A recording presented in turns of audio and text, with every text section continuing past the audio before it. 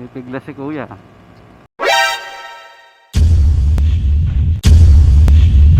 Oh, ayun, HPG, sige ka.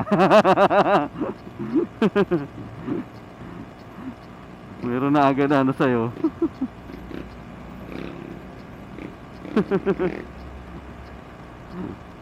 May HPG na agad na lumitaw.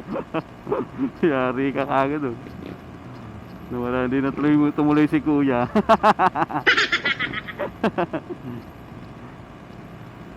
Hindi na tumuloy yung isa. Nagbabadya pa naman.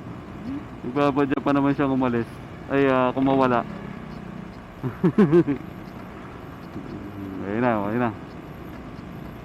Kumawala na sila. Nandun na yung ka-HPG sa unahan eh.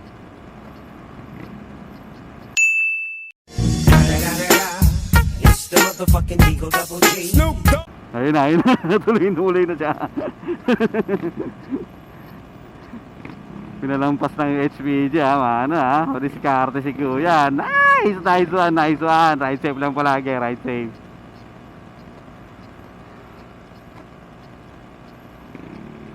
Ayun na, naglampasan na sila. Kadaan na HPG eh.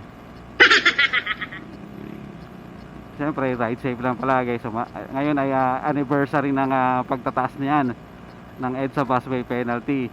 So, sa pagkakatanda ko ay November 13 yata o 12.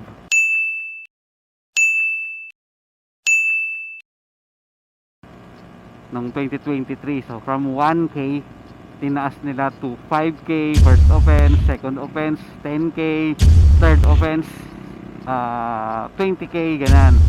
So ngayong week, simula ngayong week ang anniversary ng pagtataas na yon. At dati maraming nahuli, maraming na binamanuhan dyan ng 5K. So meron din nagkaroon ng multa na 20K dahil tumakbo.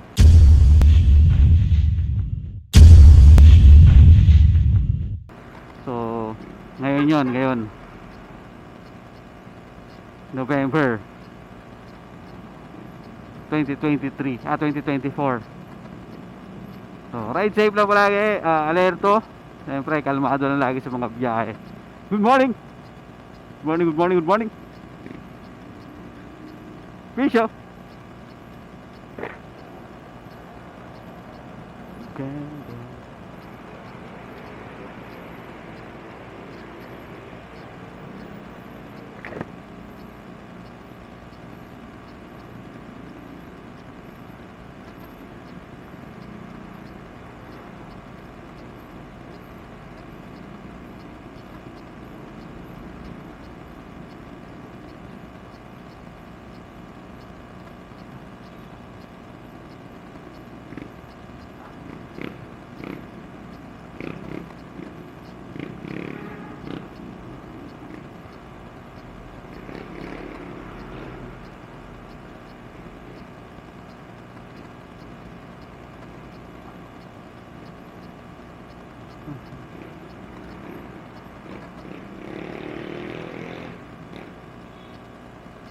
So MMDA nga, rapid response. So nandito nakapila sa sa regular lane eh. Tapos yung mga